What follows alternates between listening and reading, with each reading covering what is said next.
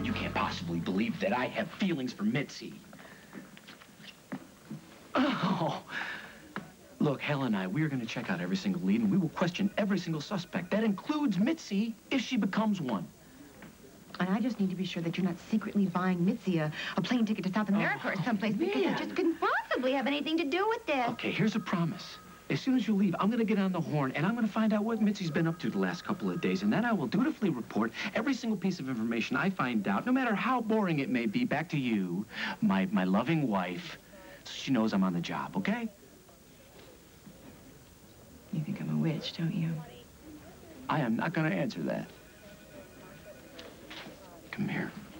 I'd do anything for you. You know that. You better.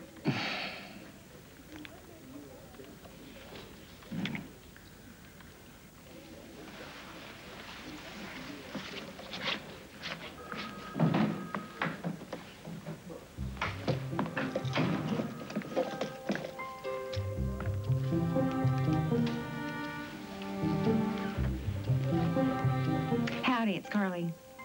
I need some information on Rose's friend Mitzi. Mitzi matters. Well, because I need somebody sneaky to get it for me. And face it, Henry, you're the biggest sneak I know. Oh. I loved her. But you didn't kill Rose. I broke her heart. I stood here and I accused her of something that she didn't even do, and I broke her heart. And when you feel terrible for doing something so horrible. But you shouldn't confess to a crime you didn't commit.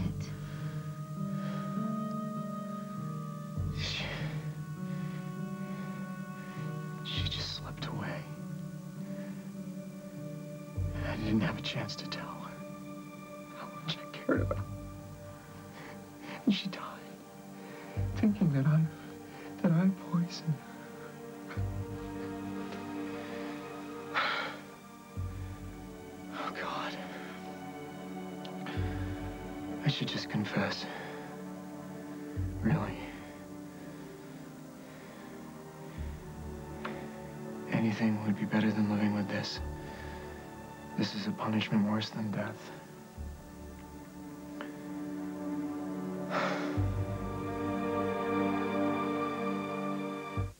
I'm sorry, Sarah.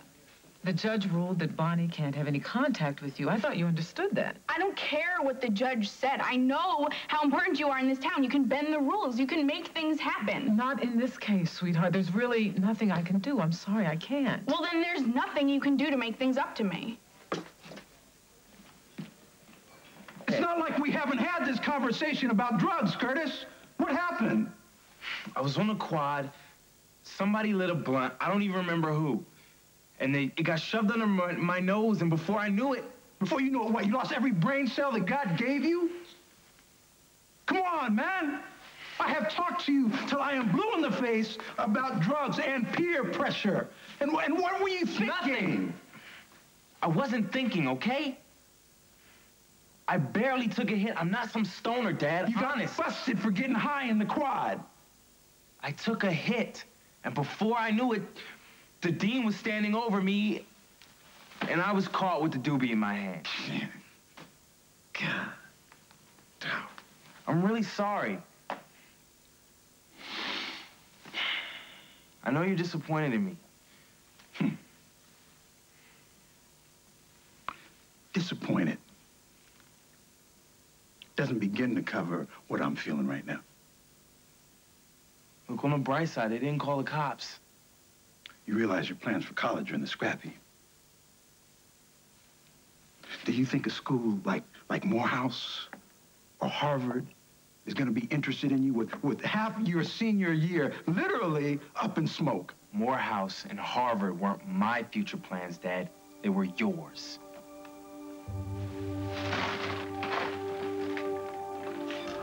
Hal, hey. You want to see me? Yeah. As a matter of fact, I got a question for you, Molly. Tell me, what were you doing breaking into Rose's house the day of her wedding? Great police work, Hal. Do you get all your leads from your wife? Answer the question, Molly. I went to Rose's, Hal, because I was jealous of her and Dusty, okay? Well, I'm jealous of a lot of guys that look at Emily. I don't go breaking into their houses. I was just looking for something to tell me whether or not she and Dusty shared a bed the night before her wedding, that's all. Molly, you're not in high school anymore. I'm not proud of this. I didn't say that. I just, that's why I was there, okay? Listen, I don't know what other leads you have, but my money's on Dusty Donovan. You just said that you were jealous of Dusty and Rose, and now you want to give your lover up to the police? Dusty was obsessed with Rose. But she didn't love him. She was committed to Paul, heart and soul. But then she found out that he made that threatening call to her, so she went crying on Dusty's shoulder. So he thought he won. He thought he could stay up all night with her and convince her to call off the wedding. But what does she do? The very next day, she decides to marry Paul anyway. So does that help you see into Dusty's head at all? He was crazed. He was obsessed. Rose played him for the fool, and Dusty Donovan does not take that line down. It's an interesting theory. Just trying to be helpful. Oh, and you have